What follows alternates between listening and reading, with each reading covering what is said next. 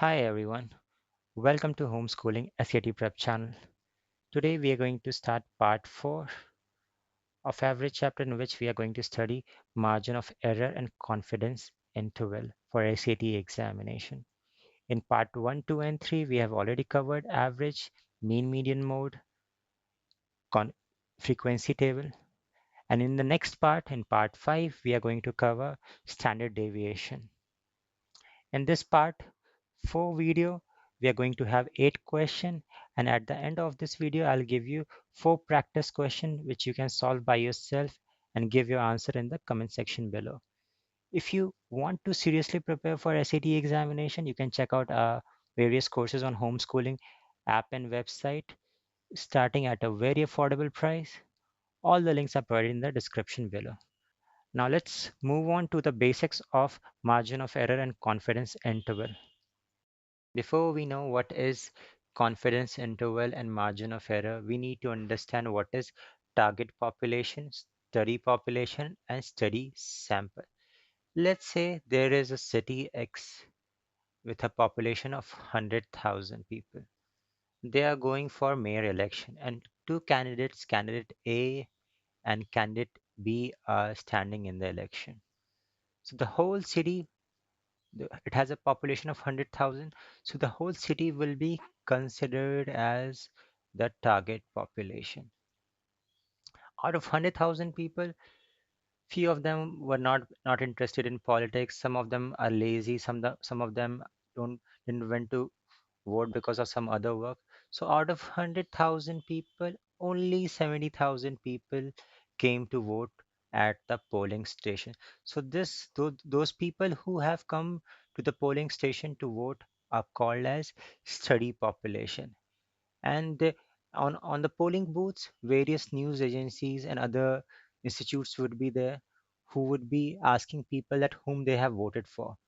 So asking each and every person, those who have come to vote 70,000 would not be physically possible. So those news agencies and those posters would do that they will ask random people from the study population that has come to vote and ask them that whom they have voted between candidate A and B. So they will out of 70,000 they have asked randomly 4,000 people whom they have voted for. So out of 4,000 people in the sample study, 59% have voted for candidate A and 41% has voted for candidate B. So this is an example of target population, study study population and study sample. So now let's go with the definition. Let's see what the definition says. Target population, the entire group of people or the thing that researchers wants to study and draw conclusion about. So the whole city is eligible for vote. So so the pollsters or the news channels would like to know whom they are voting for. So the whole city population, that is 100,000, is called as target population. Now, what is study population? Study population is a subset of target population that is available for study. So, out of 100,000 people in the whole city, only 70,000 came to vote. So, those 70,000 people would be called as study population. And it is not physically possible to survey each and every person that has come to vote. They they are on random, they are selecting people and surveying them. So study sample is a subset of study population that is selected for the study. So out of the 70,000 people came to vote, only 4,000 people were selected at randomly for the sample study. So after doing the polling, they came to know that 59% of them have voted for candidate A and 41% has voted for candidate B. So my question to you is that is this value is 100% correct? No. Always remember whatever the data we are getting in a sample study is never exact, but it is always approx or a plausible value. If we have surveyed 10,000 people, then the result we have got would be far more accurate. If we have surveyed 60,000 people in the sample study, then the accuracy would be far more higher and there would be less chances of error. And if we have surveyed all the 70,000 people, then then there would be no error in this result. So when we are taking a smaller sample, that is a 4,000 out of 70,000 people, there's always chance that there can be some error, some few percentage error here and there in the output. So that error is called as margin of error. So a measure of how much an estimate might be off from the true value. So let's say here the poster are saying that A got 59%. So they will always give the value as 59%, and there can be some variation or some error, margin of error. So they represent it with some percent like 3%, 2%, 5%, 10%. So what is margin of error? Margin of error is a measure of how much an estimate might be off from the true value. So for candidate A, approval rating is given 59. So 59% of them has voted for, but there can be some error. So that is represented with plus and minus 3%. So candidate A, A approval rating is 59% plus and minus 3. So if we solve this, so it will give you a range. So sorry, 50 plus 3%, so 59%. So minus 3%, that would be 56%, and 59 plus 3%, that is going to be 62%. So the posters are saying that the candidate A approval was 59% plus minus 3, that is 56% to 62%. So this is called as your confidence interval. Confidence interval. So as per the definition, the confidence interval is a range of value that is likely to contain the true value of the population parameter. So the true value would be somewhere between 56 to 62%. So I've shown you with that example. So this is called as your confidence interval. It can be also represented on the graph. As we can see, the center is your average score that you have got, that is 59%, and you have margin of error plus 3% and minus 3%. So the plus 3%, so 59 plus 3% is going to be 62%. So it is called as upper bound estimate, and minus 3%, that is 59 minus 3%, that is going to be 56%, that would be called as the lower bound estimate. And the average value that we get in the poll is called as mean score or point estimate. So this is the formula of confidence interval. Confidence interval is equal to sample mean plus margin of error. If mean is given, if it is in percentage, it is given as then the sample proportion plus margin of error percentage. So this is the formula here, confidence interval.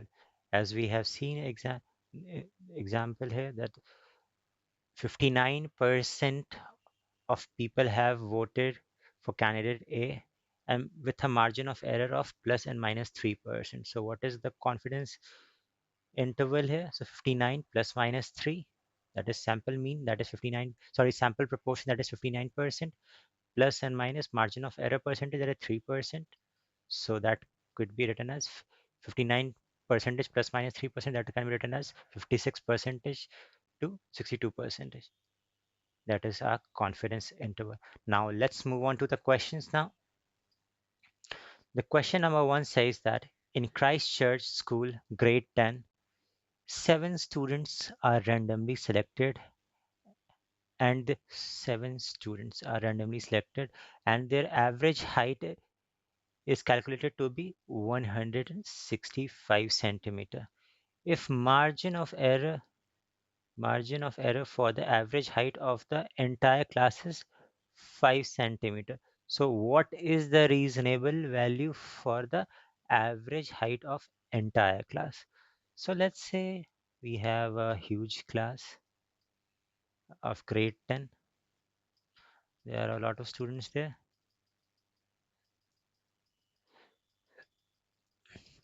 Let's say in grade 10 there are 70 students, and out of this 70 students we have selected 7 students. So these 70 students will not, all of them would not have a, because in the question 7 students are selected random. So out of these 70 students in the grade 10, 7 students are selected at random and their average height is 165 centimeter. So in this 7 people, someone would have 162, someone would have 170. So the height would be varying. So the average height is 165. Similarly, in the whole class, someone would have 160, 162, 168, 170. So we don't know.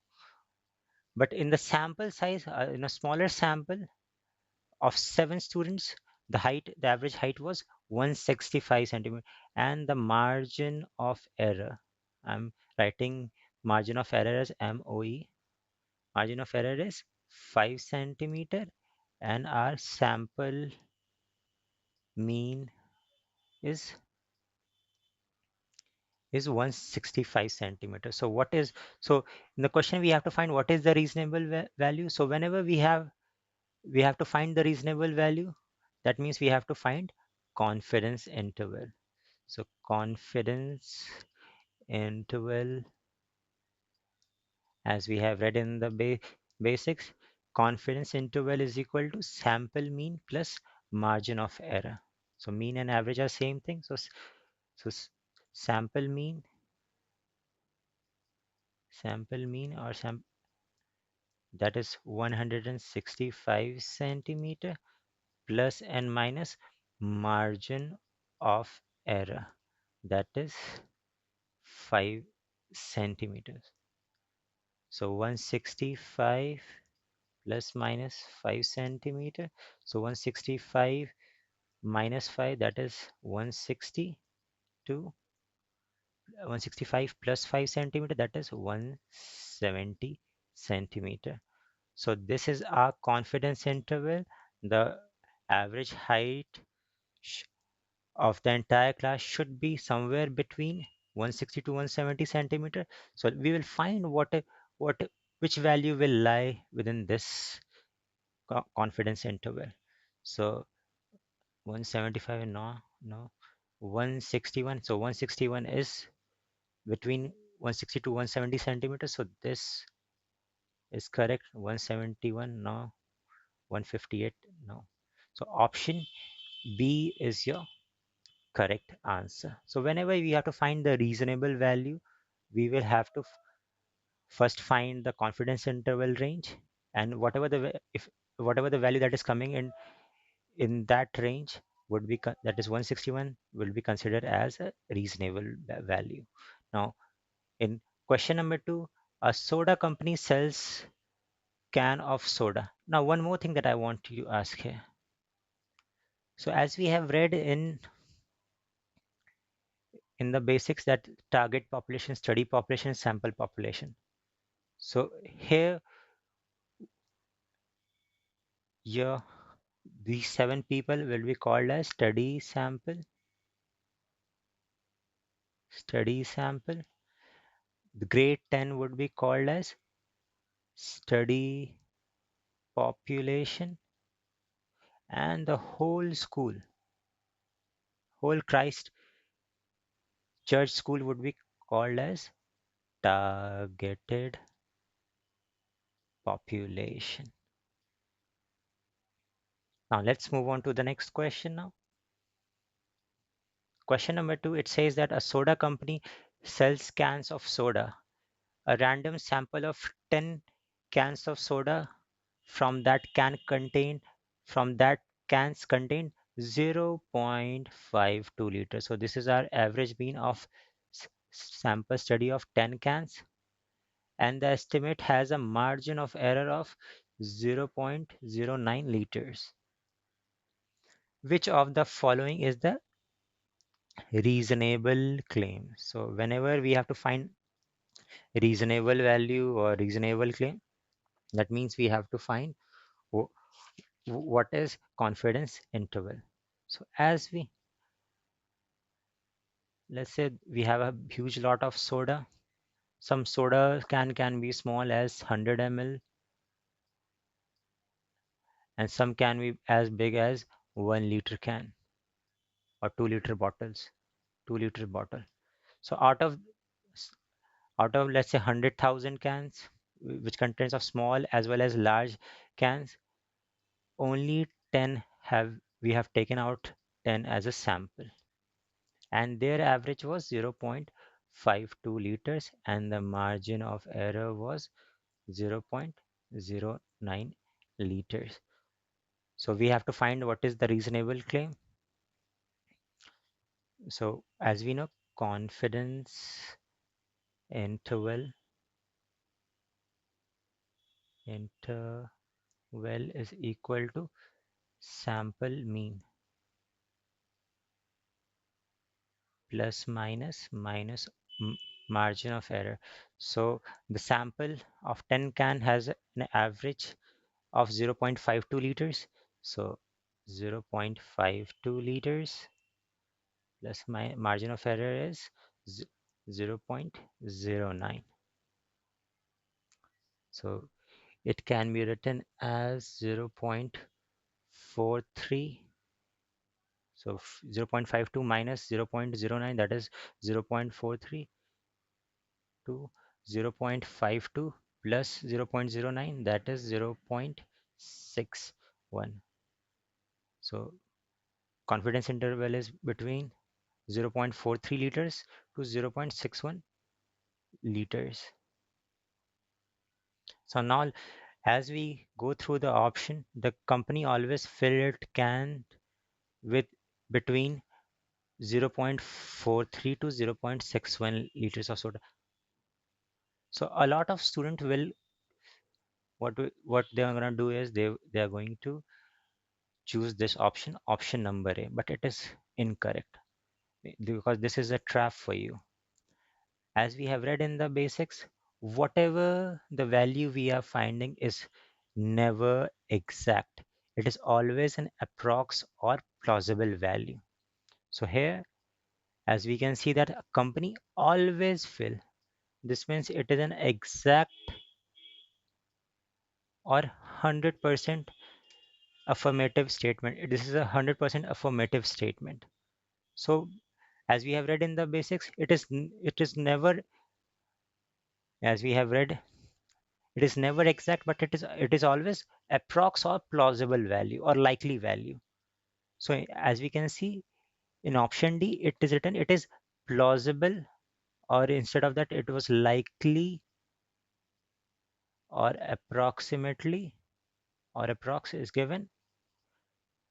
So it is plausible that on average the company fills a can between 0.43 to 0.61. So always remember, whenever we are finding confidence into reasonable value in a confidence interval, it will always give you a approx likely or a plausible value. It will never give you an exact 100% affirmative range. So option D is your correct answer. The question number 3, it says that a study has shown 20% of the population has been infected by certain disease in a town with 10,000 people with margin of error of 2%.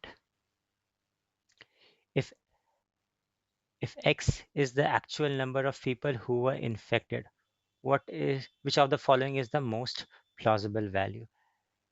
As we can see, as we can say that uh, we have to find the most plausible value, or we have to find the confidence interval.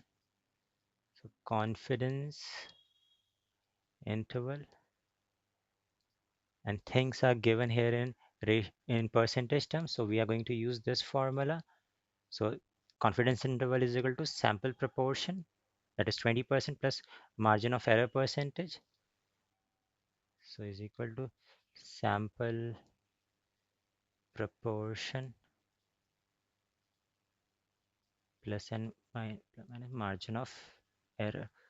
So 20% plus minus 2%. So 20% minus 2%, that is 18%, to 20% plus 2%, that is 22%. So your confidence interval is, so the people are infected, so the percentage of people that are affected are from 18% to 22%. Total number of people are 10,000 people. So we have to find 18%, 20% into 10,000 people. So what is going to the range of the people who got infected? So 18 into 10,000, that is going to be 1800 to 22. It should be 20 because here 18% to 22%. So 22% into 10,000, that is going to be 2200. So in the question it was given that if x is the number of people who got infected, so people are getting infected from 1800 to 2200. So let's check the options. So option A, the value of x should be greater than, so it should be less than 1800. No, but here it is greater than 1800. So option A is incorrect. It is greater than 2200. No, it should be less than 2200. It should be within this range. This is also incorrect. Option C, x should be greater than 1800 and less than 2200. So it is satisfying this confidence interval. So option C is your correct answer. Now moving to the next question. A summer beach baseball league has 750 players. So total number of players in that league is 750. At start of the session, 150 people, 150 players are randomly chosen. So this is a sample here. This is a sample. 150 people are chosen for sample study and polled on whether they will they will be they will be playing they will be played while it's raining or if the game should be cancelled. The result of the poll shows that 42 of the polled players would prefer to play in rain. So we took a sample of 150 players, and out of 150 players, 42 of them were willing to play in the rain. And the margin of error, that it is given in percentage form. So what we have to do here, uh, we have to find the percentage of player want to play in rain, because margin of error is given in percentage form. So we have to find the sample proportion. So sample proportion would be 42 divided by 150, and we have to convert this fraction into percentage form because the margin of error is given in percentage form. So the sample should be considered as, instead of sample mean, we have to find sample proportion. So we need to convert this into percentage form. So 42, and let me put it on my calculator. It is going to be 28%.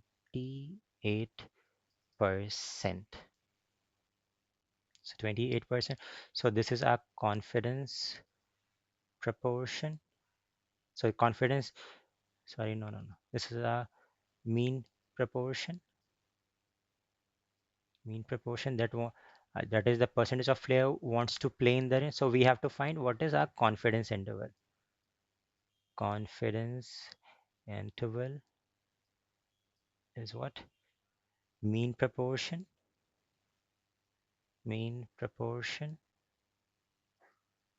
plus minus margin of error percentage.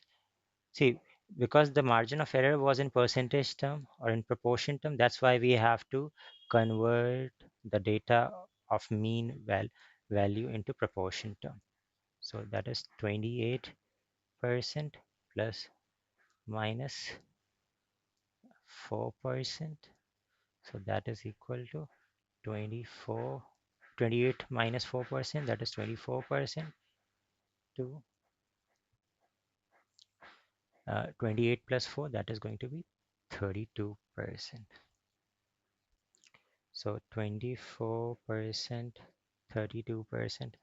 As we know, the total number of players in the league is 750. So what is going to be our range? So 7 will multiply 24 to 32% to by 750. So our range would be 24% of 750, that is 180, and 32% of 750 into 750, that is going 32 by 100 into 750, that is going to be 240.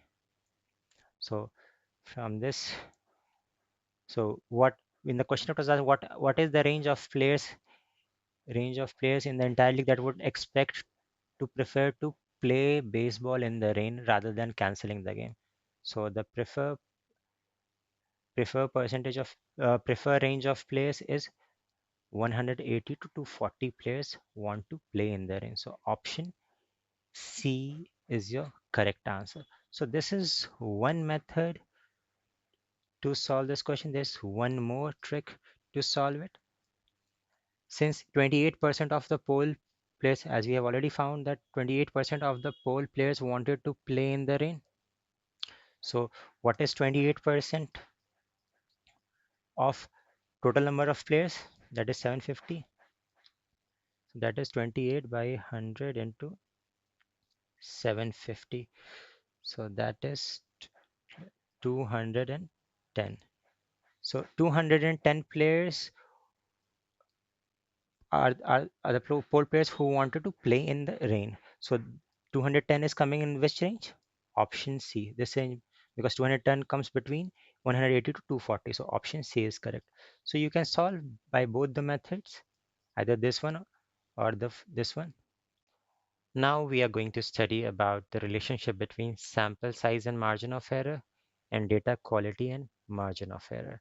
We have already read this example in the basics where we had a city with with a population of 100,000 people, and out of those 100,000 people, 70,000 went to the polling stations to vote, and out of those 70,000 we took a random sample of 4,000 people, and those people were surveyed, and they told us that 59% of them voted for, and 41% of them voted for B. From the sample study, we also came to know about the margin of error, that because we are taking a smaller sample size out of the total study population, so it has a larger margin of error. So now instead of 4,000, if we take 10,000 people, so taking we are surveying more people now, so we will get the average value somewhere almost like 59%, but the margin of error will reduce, that is 2.5%. And instead of 10,000, if we go and survey each and every person that has come to vote on the polling station, that is 70,000 people, then we will get a mean value, an average value, but the margin of error would be 0%, because we have taken each and every person coming to vote in the sample study. So if it's 70,000, so from this we can say that sample size is inversely proportional to margin of error. So if sample size increases, then margin of error reduces. And when sample size reduces, margin of error increases. As we can see, we have Let's take this example. We have a smaller sample size, then the margin of error is 3%. When we have increased the sample size, our margin of error has reduced from 3% to 2.5%. And when we take each and every person in the study population into the sample study, that is 70,000, then our margin of error is 0%. So sample size is inversely proportional to margin of error. When sample size is large, then the margin of error is low. And when sample size is small, then margin of error is large. And margin of error is equal to 0 when everything is included in the sample space. So if we survey all the 70,000 people in the sample study, then our margin of error will be 0. Now, there's one more relationship between data quality and margin of error. So the whole city has a population of 100,000 people.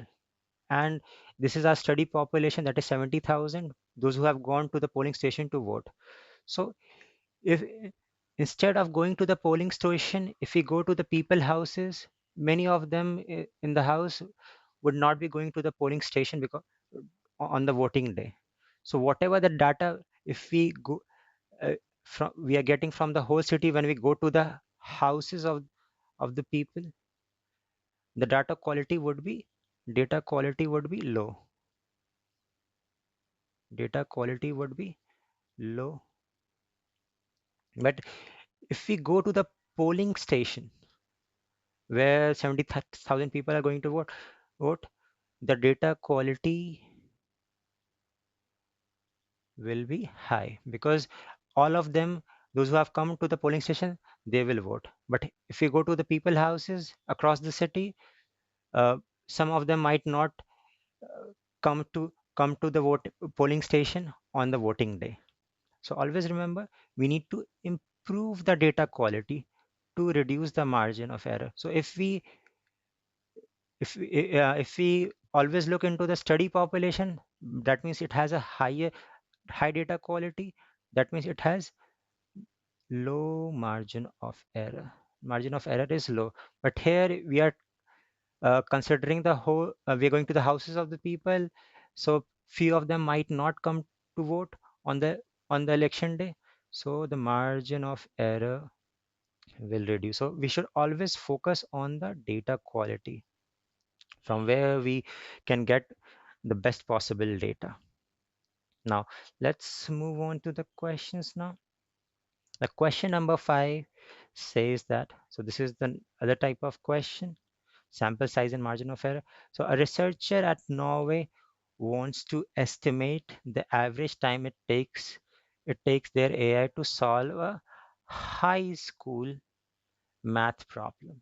Which of the following sample would lead to least margin of error? So least margin of error. So whenever you get these type of question, first always try to focus on the quality of data. Here we are we have to find the average time to solve high school problem. And in option, we are also given in option A high school maths problem, but in option B and C it is university maths problem and university maths problem. So as we have read here, we need to focus on our study population, not on the target population. So high school is your study population. So so high school math problem. So we need to consider this, and university math problem. We should not consider it because it will increase our margin of error. And as we know, sample size is inversely proportional to margin of error. So if sample size increases, margin of error reduces, and if sample size reduces, margin of error increases. So first we will focus on the quality of data. So we will only take the option where high school maths problem is given. So So we'll consider either option A or option D. And in the question, we have to choose the option which will have least margin of error. So if we have low margin of error or least margin of error, the sample size should be high. So as we can see that among option A and D, it has 100 high school math problem, and the option A has 200 high school math problem. So here the sample size is bigger, here the sample size is lower. So for lower margin of error, for least margin of error, we need a larger sample size. So option A is your correct answer. Now let's move on to the next question. So the result of two random sample of vote for a proposition as shown below. The samples were selected from the same population and margin of errors were calculated using same method. Which of the following is the most appropriate reason that the margin of error of sample A?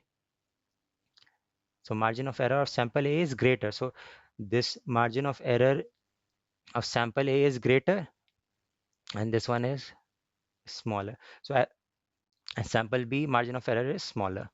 So as we have read, sample size is inversely proportional to margin of error. So if we have to write what is going to be the sample size, so A has a higher sample size, sorry, A has a higher margin of error, that is 4.2%. So its sample size would be lower, and B has a lower margin of error, so its sample size would be higher from this concept, because sample size is inversely proportional to margin of error. So now we can say that B sample size is bigger than A, or A sample size is smaller than B. So now let's look at the option. So option A says that sample A has a greater sample size, but here sample size of A is smaller and B is greater. So option A is incorrect. Sample A has a higher percentage of favorable response. We cannot approve that. So can now option C, sample A has a smaller sample size. So yes, A has a smaller sample size and B has a higher sample size. So option C is your correct answer. Question number 7. In a certain school, the weight of student in the 11th grade to be estimated. Randomly, few students were selected and average weight is calculated. In which case, margin of error for the for average weight of student in 11th grade is highest. So what case margin of error is highest for 11th grade? So first what we're gonna do here, as we have done in this question, first we will check the quality of data from the option. So in the option, we are getting entire school 11th grade, and 10th and 11th grade. And in the question, it is given in which case the margin of error of the weight of students in 11th grade to be highest. So we will take only 11th grade option. So we'll take option B and option C, because grade 11th grade is our study population, and our entire school would be our target population. As we have read in the basics, the difference between target population and study population, here it is specifically mentioned 11th grade.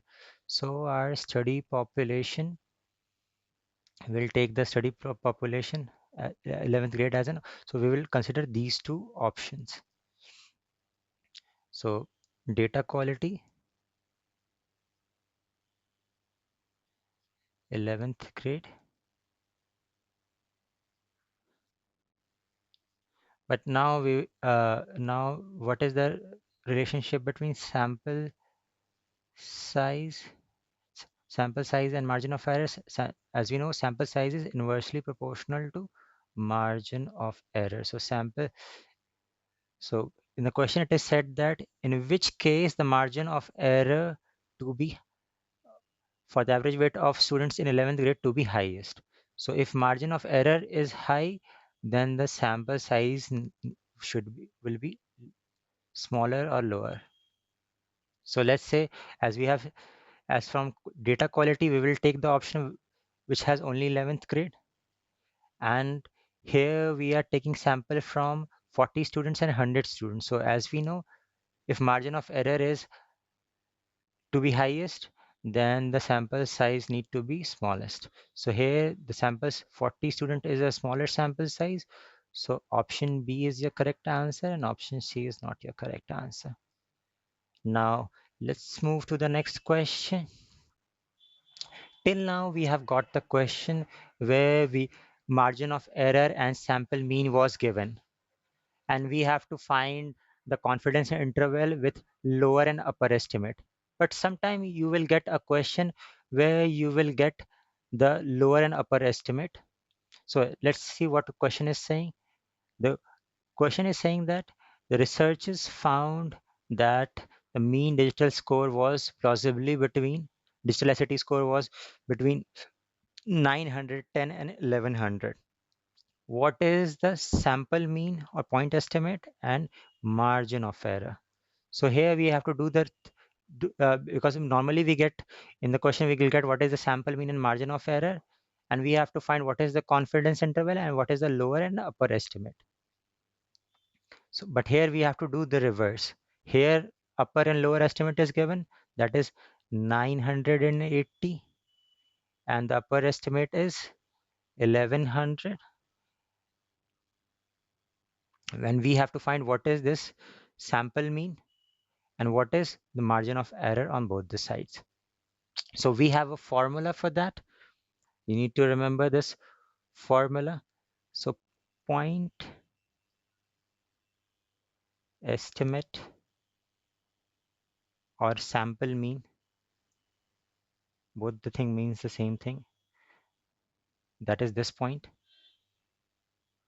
is equal to upper estimate plus lower estimate, upper estimate plus lower estimate divided by 2.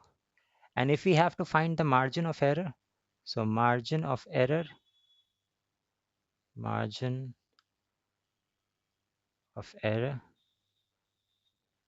we have to just, instead of plus, it would be minus. So upper estimate minus lower estimate divided by 2. So we need to remember this formula. This question was asked, I think, 10 or 12 years back. From last 10, 12 years, we haven't got a question where lower and upper estimate is given and we have to find the sample mean or point estimate and margin of error. Most of the time you will get a question where sample mean and margin of error is given and you have to find the confidence interval. So this is your confidence interval. So your sample mean will the average would lie somewhere between this range. That is your confidence interval. And this confidence interval has a lower estimate of 980 and this confidence interval has an upper estimate of 1100. So your average value would be somewhere between this confidence interval. You have to use these two formulas. You need to remember this. So the question, the upper and lower estimate is given and we have to find sample mean and margin of error. So here what we can do here, 980 plus 1100 divided by 2. So what it's going to be? It's going to be 2080 divided by 2. So it is going to be 1040. So 1040 is our mean. Now what is margin of error? So margin of error is upper minus lower estimate divided by 2.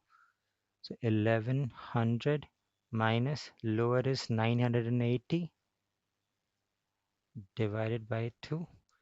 So 20, 100, 120 divided by 2. So it is 60. So our margin of error is 60 here it is plus 60, here it is minus 60. This is our mean value, that is 1040, and this is our lower estimate, and this is our upper estimate. See, you can also check it that your answer is correct or not. You can check it by using the formula of confidence interval. So confidence interval is equal to sample mean plus minus margin of error. So sample mean is 1040 and margin of error is minus and plus 60. So plus minus 60.